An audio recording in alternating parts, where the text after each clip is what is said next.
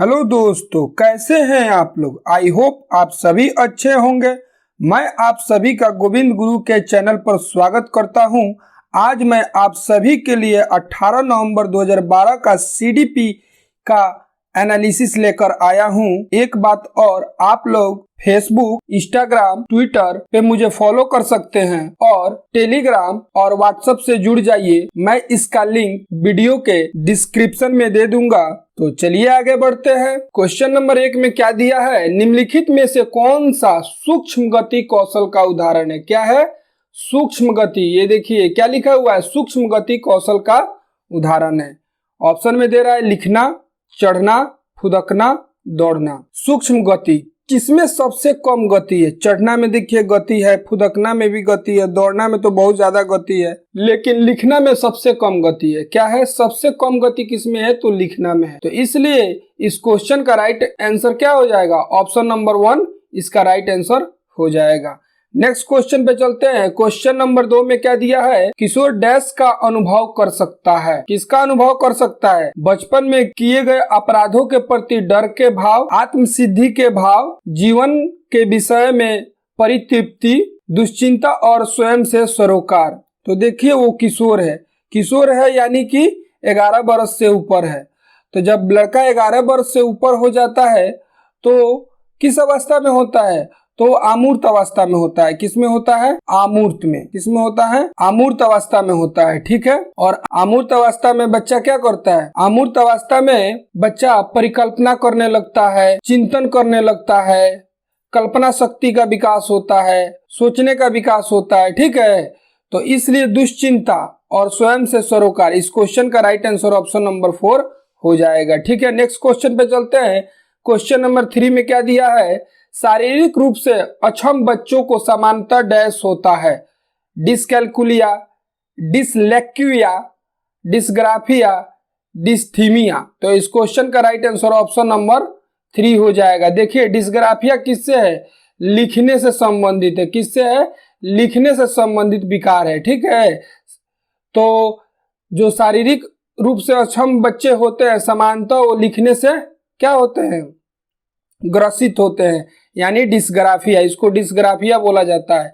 तो इस क्वेश्चन का राइट आंसर ऑप्शन नंबर 3 हो जाएगा। नेक्स्ट क्वेश्चन पे चलते हैं। क्वेश्चन नंबर 4 में क्या दिया है, आंशिक पुनर्बलन। अब पहले समझिए आंशिक पुनर्बलन का मतलब क्या होता है। बार बार दोहराना, बार बार दोहराना। ठीक है। अब किसी चीज को आप बार बार दोहराइएगा तो क्या होगा, आपको ज्यादा से ज्यादा वो आपके माइंड में बैठ जाएगा। समझ रहे हैं बात को? जब आप बार बार किसी चीज को करिएगा तो आपका उस चीज में आपका एक्सपीरियंस हो जाएगा। ठीक है।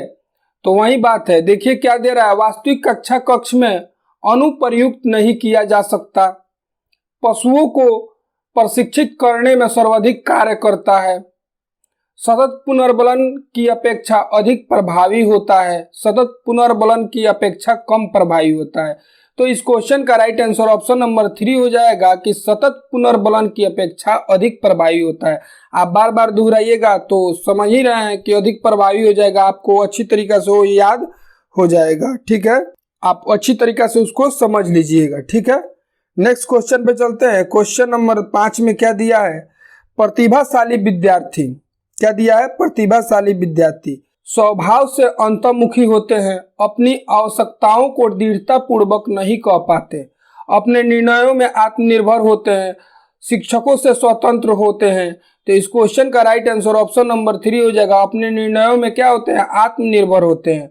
और प्रतिभाशाली विद्यार्थी है वो जो मतलब निर्णय ले लेगा, उसमें वो खुद पे आत्मनिर्भर रहता है कि मुझे इसको करना है तो करना है। ठीक है। नेक्स्ट क्वेश्चन पे चलते हैं। क्वेश्चन नंबर 6 में क्या दिया है, वाइगोत्स्की के सिद्धांत का निहितार्थ है, प्रारंभिक व्याख्या के बाद कठिन सवालों को हल करने में बच्चों की सहायता न करना। बच्चे उन बच्चों की संगति में श्रेष्ठतम रूप से सीख सकते हैं जिनके बुद्धि लब्धांक उनके बुद्धि लब्धांक से कम हो।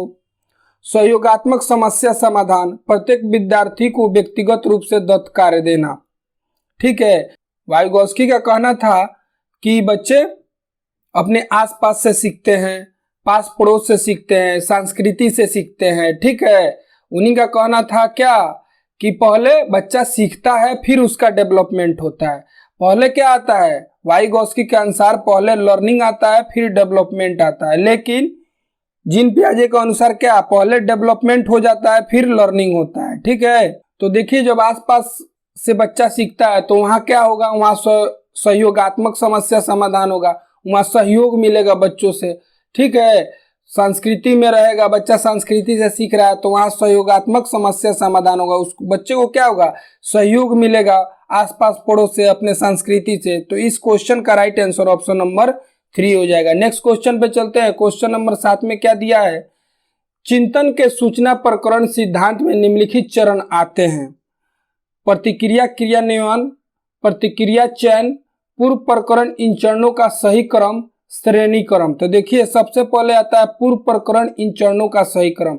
तो आप देखिए इसमें सबसे पहला 3 नंबर देखिए तीनों में दिया है, 2, 3, 4 में भी दिया है। उसके बाद आता है श्रेणी क्रम, तो श्रेणी क्रम देखिए इसी में दिया है, तो इसलिए इस क्वेश्चन का राइट आंसर ऑप्शन नंबर 4 हो जाएगा। ठीक है, इसके बाद आता है श्रेणी क्रम, उसके बाद आता है प्रतिक्रिया चयन और उसके बाद आता है प्रतिक्रिया क्रियान्वयन। ठीक है, तो इस क्वेश्चन का राइट आंसर ऑप्शन नंबर 4 हो जाएगा। नेक्स्ट क्वेश्चन पे चलते हैं। क्वेश्चन नंबर 8 में क्या दिया है, एक बच्चा जो डैश से ग्रस्त है, क्या है, डैश से ग्रस्त है, वह स्व और वाज न्यूक्लियर और अनन्यूक्लियर में अंतर नहीं कर सकता, तो उसे कौन सा विकार है या वो किस विकार से ग्रसित है, सब जम्बलिंग विकार, डिसलेक्सीमिया, डिस्मोर्फिमिया और डिसलेक्सिया। ठीक है, तो इस क्वेश्चन का राइट आंसर ऑप्शन नंबर 4 हो जाएगा, डिसलेक्सिया।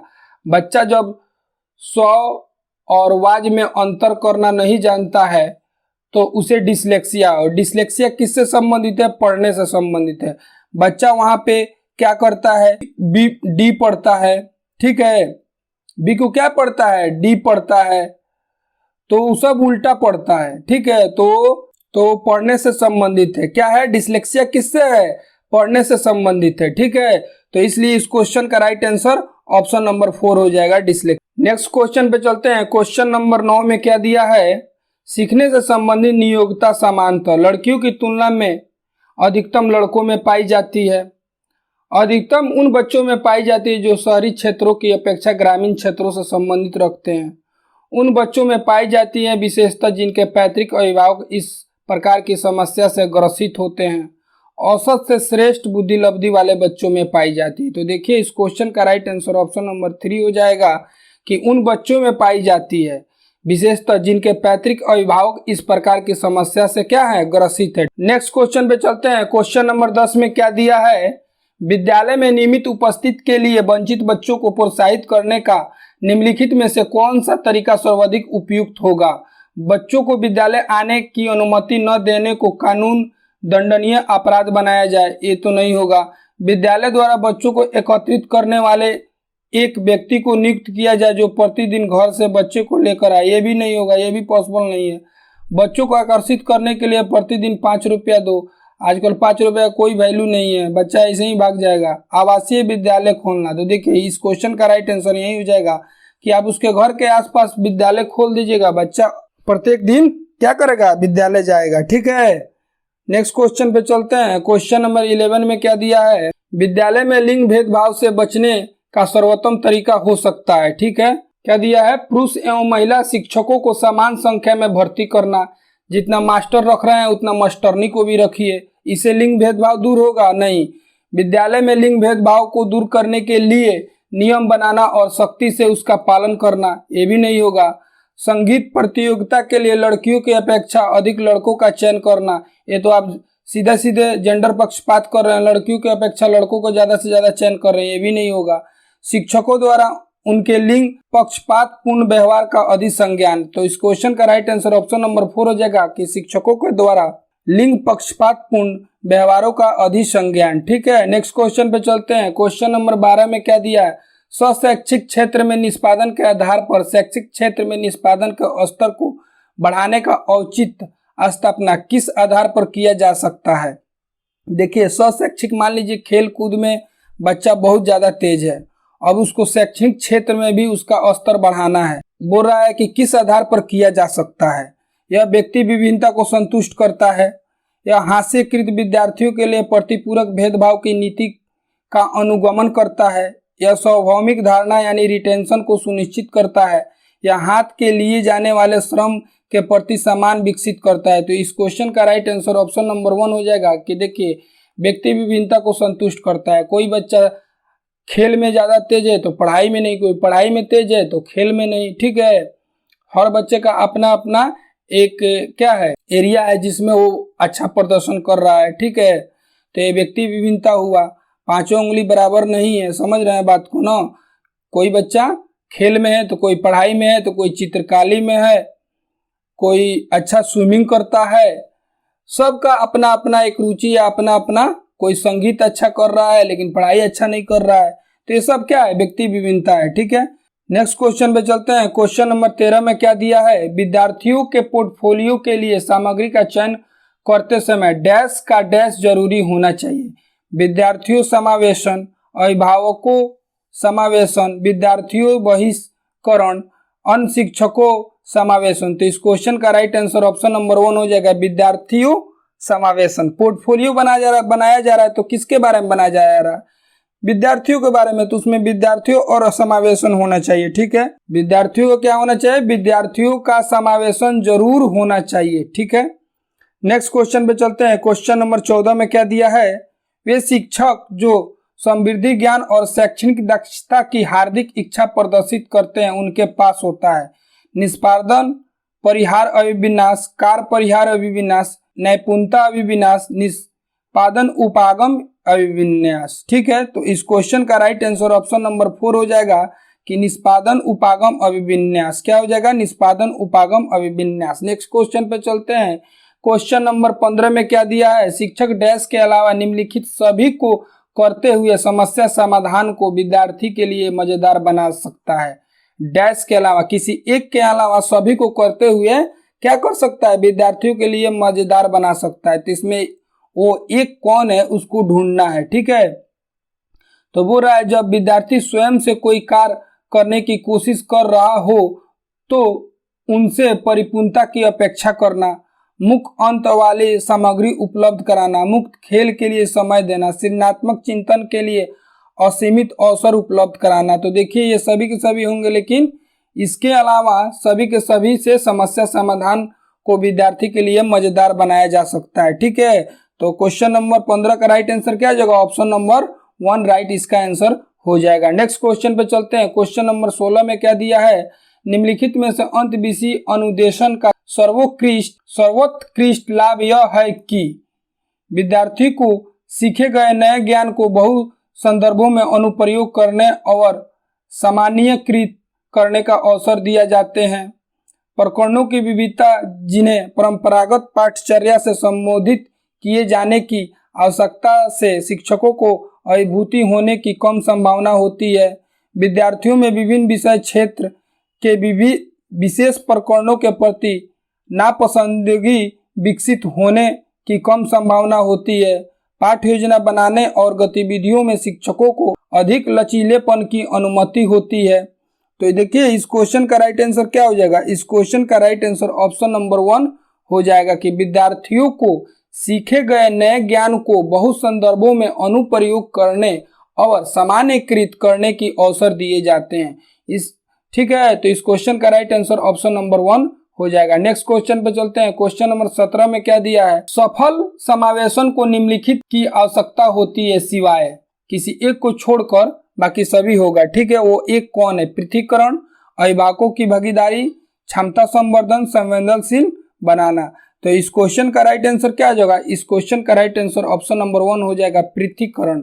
नेक्स्ट क्वेश्चन पे चलते हैं। क्वेश्चन नंबर 18 में क्या दिया है, निम्नलिखित में से कौन सी विशेषता समस्या समाधान उपागम का विशेष चिन्ह है। सही उत्तर प्राप्त करने का समानता एक उपागम होता है।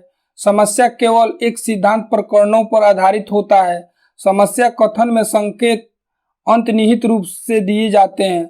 समस्या मौलिक होता है। तो देखिए इस क्वेश्चन का राइट आंसर क्या हो जाएगा, इस क्वेश्चन का राइट आंसर हो जाएगा ऑप्शन नंबर 3 कि समस्या कथनों में संकेत अंतर्निहित रूप से दिए होते हैं, ठीक है। तो इस क्वेश्चन का राइट आंसर ऑप्शन नंबर 3 हो जाएगा। नेक्स्ट क्वेश्चन पे चलते हैं। क्वेश्चन नंबर 19 में क्या है, नर्सरी कक्षा में शुरुआत करने के लिए कौन सी विषय वस्तु सबसे अच्छी है? मेरा परिवार, मेरा प्रिय मित्र, मेरा पड़ोस, मेरा विद्यालय। तो इस क्वेश्चन का राइट आंसर ऑप्शन नंबर 1 हो जाएगा, मेरा परिवार। इस क्वेश्चन का राइट आंसर क्या हो जाएगा? ऑप्शन नंबर 1 हो जाएगा, मेरा परिवार। नेक्स्ट क्वेश्चन पे चलते हैं। क्वेश्चन नंबर 20 में क्या दिया है? प्राथमिक कक्षा में सकारात्मक वातावरण निर्मित करने के लिए एक शिक्षक को, ठीक है, क्या करना चाहिए? समूह गतिविधि के दौरान समाज मित्र के आधार पर उन्हें अपने समूह बनाने की अनुमति देना चाहिए, सकारात्मक अंत वाली कहानी सुनाना चाहिए, प्रत्येक बच्चों को अभिवादन करना चाहिए, विभेद नहीं करना चाहिए और प्रत्येक बच्चे के लिए समान लक्ष्य सुनिश्चित करना चाहिए। तो देखिए इस क्वेश्चन का यही राइट आंसर हो जाएगा कि विभेद नहीं करना चाहिए, प्रत्येक बच्चे के लिए समान लक्ष्य सुनिश्चित करना चाहिए, ठीक है। नेक्स्ट क्वेश्चन पे चलते हैं। क्वेश्चन नंबर 21 में क्या दिया है? बच्चे के द्वारा की जाने वाली त्रुटियों के संबंध में निम्नलिखित में से कौन सा कथन सत्य है? ठीक है, एक शिक्षक को प्रत्येक त्रुटियों पर ध्यान नहीं देना चाहिए, अन्यथा पाठ्यक्रम पूरा नहीं होगा। ये तो होगा नहीं। देखिए उनके त्रुटियों पर तो ध्यान देना है शिक्षक को। जब शिक्षक की त्रुटि पर ध्यान नहीं देगा तो बच्चा क्या सीखेगा? प्रत्येक त्रुटियों को सुधारने में बहुत अधिक समय लगेगा तथा एक शिक्षक के लिए थकाने वाला होगा, ये भी नहीं होगा। स्वयं बच्चों द्वारा त्रुटियों को सुधारा जा सकता है, इसलिए शिक्षक को उन्हें तुरंत ही नहीं सुधारना चाहिए, ये भी नहीं होगा।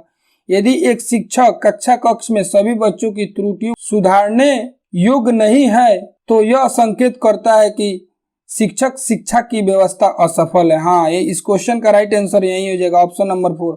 जब टीचर ही उनकी त्रुटियां नहीं सुधार सकता है तो क्या है? सिस्टम फेल हो गया, यानी पूरा शिक्षा व्यवस्था क्या है? पूरा असफल है। जब हम टीचर को रख रहे हैं कि आप बच्चों को सिखाइए, बच्चा जो गलती कर रहा है उसको सिखाइए, जब बच्चा गलती कर रहा है आप उसी को नहीं सिखा पा रहे हैं तो पूरा का पूरा शिक्षा व्यवस्था ही असफल है, ठीक है। इसलिए इस क्वेश्चन का राइट आंसर ऑप्शन नंबर 4 हो जाएगा, ठीक है। नेक्स्ट क्वेश्चन पे चलते हैं। क्वेश्चन नंबर 22 में क्या दिया है? मोनिका जो गणित की शिक्षिका है, क्या है? गणित की शिक्षिका है, राधिका से एक प्रश्न पूछती है। राधिका से कोई उत्तर न मिलने पर वो तुरंत मोहन से दूसरा प्रश्न पूछती है। जब उसे महसूस होता है कि मोहन उत्तर बताने में संघर्ष कर रहा है तो वह अपने प्रश्न के शब्दों को बदल देती है। मोनिका की यह प्रवृत्ति यह प्रदर्शित करता है कि, देखिए ये तो सीधे सीधे जेंडर पक्षपात है, ठीक है, लिंग रूढ़िवादिता है। देखिए कैसे, मान लीजिए कि वो राधिका से पूछ रही है कि 69 + 79 = क्या होगा, ठीक है, क्या होगा? = क्या होगा। अब राधिका नहीं बता रही है तो क्या कर रही है? मोहन से प्रश्न पूछ रही है। मोहन से भी मान लीजिए यही प्रश्न पूछी कि 69 + 79 क्या होगा। मोहन बताने में क्या कर रहा है? कुछ में संघर्ष कर रहा है, उत्तर बताने में संघर्ष कर रहा है। तो क्या कर रही है? मोहन से बोल रही छोड़ो, तुम 2 + 2 बता दो क्या होगा।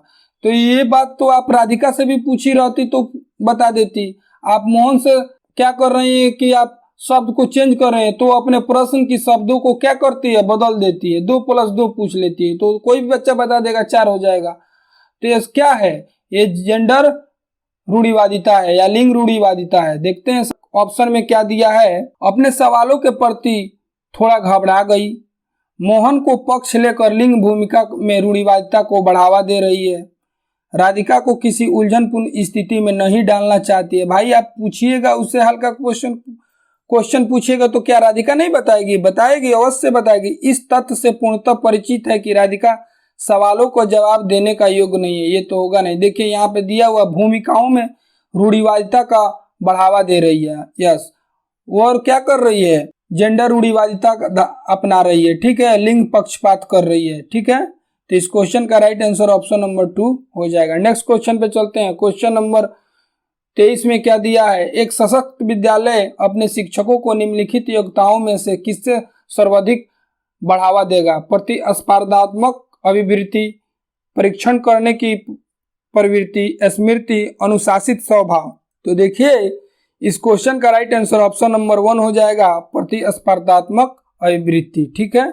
क्या हो जाएगा? प्रतिस्पर्धात्मक अभिवृत्ति, ठीक है। नेक्स्ट क्वेश्चन पे चलते हैं। क्वेश्चन नंबर 24 में क्या दिया है? भाषा में अर्थ की सबसे छोटी इकाई क्या होती है? स्वनिम, संकेत, प्रयोग विज्ञान, वाक्य, रूपम। तो देखिए इस क्वेश्चन का राइट आंसर क्या हो जाएगा, ऑप्शन नंबर 1 हो जाएगा स्वनिम। क्या हो जाएगा, स्वनिम।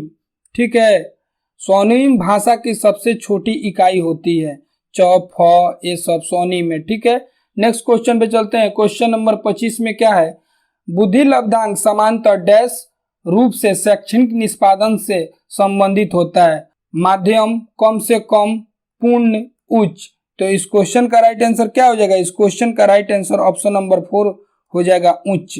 ठीक है, बुद्धि लब्धांक समानता उच्च रूप से शैक्षणिक निष्पादन के लिए संबंधित होता है, किससे होता है, उच्च रूप से। ठीक, नेक्स्ट क्वेश्चन पे चलते हैं। क्वेश्चन नंबर 26 में क्या दिया है, बहुबुद्धि सिद्धांत निम्नलिखित निहितार्थ देता है सिवाय संवेगात्मक बुद्धि बुद्धि लब्धि से संबंधित नहीं है, बुद्धि प्रकरण संक्रियाओं का एक विशिष्ट समुच्चय जिसका उपयोग एक व्यक्ति द्वारा समस्या समाधान के लिए किया जाता है, विषयों को विभिन्न तरीके से प्रस्तुत किया जा सकता है, विविध तरीके से सिखाने का आकलन प्रस्तुत किया जा सकता है। तो इस क्वेश्चन का राइट आंसर ऑप्शन नंबर 2 हो जाएगा कि बुद्धि प्रकरण संक्रियाओं का एक विशिष्ट समुच्चय जिसका प्रयोग एक व्यक्ति द्वारा समस्या समाधान के लिए किया जाता है। ठीक है, इस क्वेश्चन का राइट आंसर ऑप्शन नंबर 2 हो जाएगा। नेक्स्ट क्वेश्चन पे चलते हैं। क्वेश्चन नंबर 27 में क्या दिया है, सीखने के लिए आकलन निम्नलिखित का ध्यान है सिवाय विद्यार्थी की आवश्यकताएं, विद्यार्थी की त्रुटियों, विद्यार्थी की अधिगत शैलियां, विद्यार्थी की क्षमताएं। तो देखिए इस क्वेश्चन का राइट आंसर ऑप्शन नंबर 1 हो जाएगा। जो हम लोग आकलन करते हैं, हम लोग क्या ढूंढते हैं, बच्चों की त्रुटियां ढूंढते हैं, उनकी गलतियां ढूंढते हैं, उनकी शैलियां ढूंढते हैं, उनकी क्षमताएं ढूंढते हैं। उनकी आवश्यकता से हमें क्या लेना देना है, उसे किस चीज की आवश्यकता है उससे हमें क्या लेना देना है। हम आकलन कर रहे हैं तो देख रहे हैं बच्चा मैथ नहीं बना रहा है तो उसको मैथ सिखाएंगे, बच्चा को जोड़ घटाव नहीं आ रहा है तो जोड़ घटाव सिखाएंगे, हिंदी में व्याकरण नहीं आ रहा तो व्याकरण सिखाएंगे। तो आकलन हम इसलिए करते हैं कि उनको गलतियों को ढूंढते हैं, उनको शैलियों को ढूंढते हैं, उस किस शैली में पढ़ाई कर रहे हैं। कोई भी एग्जाम लेते हैं और उसका आकलन करते हैं किस लिए, त्रुटियों के लिए, शैलियों के लिए, क्षमताओं के लिए, आवश्यकताओं के लिए तो नहीं करते हैं। तो इसलिए इस क्वेश्चन का राइट आंसर ऑप्शन नंबर 1 हो जाएगा, विद्यार्थी की आवश्यकताएं। ठीक है, नेक्स्ट क्वेश्चन पे चलते हैं। क्वेश्चन नंबर 28 में क्या दिया है, एक जुड़वा भाइयों में से एक को सामाजिक आर्थिक रूप से धन्यवान परिवार द्वारा गोद लिया गया और दूसरे को एक निर्धन परिवार द्वारा। 1 वर्ष बाद उनके बुद्धि लब्धांक के बारे में निम्नलिखित में से क्या अवलोकित होने की सर्वाधिक संभावना है। ठीक है, धनी सामाजिक आर्थिक परिवार वाले लड़के की अपेक्षा निर्धन परिवार वाला लड़का अधिक अंक प्राप्त करेगा, ये नहीं होगा। सामाजिक आर्थिक स्तर बुद्धि लब्धांक को प्रभावित नहीं करता है, ये भी नहीं होगा। निर्धन परिवार वाले लड़के की अपेक्षा धनी सामाजिक आर्थिक परिवार वाला लड़का अधिक अंक प्राप्त करेगा, यही इसका राइट आंसर हो जाएगा। दोनों समान रूप से अंक प्राप्त करेंगे, ये भी नहीं होगा। देखिए मान लीजिए एक धनी परिवार का में लड़का को गोद लिया गया है, ठीक है, वो तो वहां पे गया तो वहां पे ज्यादा से ज्यादा वो मल्टीमीडिया कैप्सूल यूज कर रहा है, लैपटॉप से पढ़ रहा है, मोबाइल से पढ़ रहा है, तो उसको क्या हो रहा है, उसका सारे का सारा इंद्रिया टच हो रहा है। एक गरीब परिवार में गया, वो पढ़ रहा है कॉपी कलम पे, वो पढ़ रहा है स्लेट पर, तो उसका बुद्धि लब्धांक एक धनी परिवार के बच्चे का बुद्धि लब्धांक से कैसे आगे हो सकता है। उसका सामाजिक एवं सांस्कृतिक सब अलग है। वो एक गरीब परिवार में रह रहा है, वहां पे सभी का जिस तरह का समाज मिलेगा उस तरह का बच्चे का सोच, परिकल्पना, कल्पना शक्ति, सोचने का शक्ति होगा। लेकिन एक धनी मनी परिवार में बच्चा जब जाएगा तो वहां पे वहां का सामाजिक सांस्कृतिक अलग होगा, उसके जो जितने भी दोस्त होंगे वो सब डेवलप होंगे, उनके सभी के पास सोचने समझने की क्षमता, क्योंकि वो सभी बचपन से ही मल्टीमीडिया कैप्सूल यूज करने लग रहे हैं। तो इसलिए इस क्वेश्चन का राइट आंसर ऑप्शन नंबर 3 हो जाएगा। ठीक है, नेक्स्ट क्वेश्चन पे चलते हैं। क्वेश्चन नंबर 29 में क्या दिया है, निम्नलिखित में से कौन सा सीखने के लिए अधिकतम रूप से अभिप्रेरित करता है। बहुत सरल या कठिन लक्ष्यों का चयन करने की प्रवृत्ति, लक्ष्यों को प्राप्त करने में व्यक्तिगत संतुष्टि, कारक, असफलता से बचने के लिए अभिप्रेरण।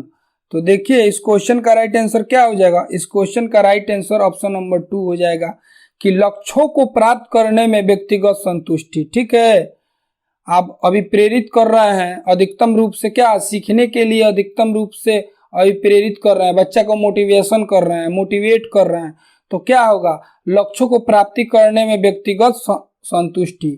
नेक्स्ट क्वेश्चन पे चलते हैं। क्वेश्चन नंबर 30 में क्या दिया है? 16 वर्षीय बच्चा बुद्धि लब्धि परीक्षण में 75 अंक प्राप्त करता है, उसकी मानसिक आयु वर्ष होगी। तो देखिए इसका एक फॉर्मूला है, ठीक है, इसमें कुछ करना नहीं है कि बुद्धि लब्धि बराबर क्या होता है? मानसिक आयु। क्या होगा? मानसिक आयु बाई वास्तविक क्या हो जाएगा? आयु, ठीक है, गुना 100 हो जाएगा, ठीक है। देखिए बुद्धि लब्धि क्या है? बुद्धि लब्धि परीक्षण कितना हो रहा है? 75। तो इधर आप लोग क्या लिखिए? इधर आप लोग 75 लिख दीजिए, ठीक है। मानसिक आयु हम लोग को निकालना है, ठीक है, और मानसिक आयु को मान लीजिए x, और वास्तविक आयु कितना दिया है? 16 वर्ष, ठीक है, और इधर दे रहा है कितना? 100। ये तो 100 फॉर्मूला से ही है। 16 को इधर लिख दीजिए, 75 गुना 16 बराबर x इंटू 100, ठीक है। इसको काटिए, 75 25 से काटिए, 25 त्याई 75, 25 चौका 100, 4 को काटिए 16 से, कितना हो जाएगा? 4 चौका 16। तो x इक्वल टू कितना होगा? 4 त्याई 12 वर्ष। तो देखिए ऑप्शन नंबर 2 में दिया है 12, यही इसका राइट आंसर हो जाएगा, ठीक है। तो मानसिक आयु बच्चे का कितना है? 12 वर्ष है, ठीक है। वास्तविक आयु उसका कितना है? वास्तविक आयु 16 वर्ष है, लेकिन मन उसका कितना है? 12 वर्ष का है। मानसिक आयु उसका भी 12 वर्ष का है, ठीक है। तो आज का क्लास हमारा यहीं पे समाप्त होता है। अगर आप लोगों को मेरा वीडियो पसंद आ रहा है तो मेरे वीडियो को लाइक करें, शेयर करें, कमेंट करें, सब्सक्राइब भी करें, ठीक है। धन्यवाद।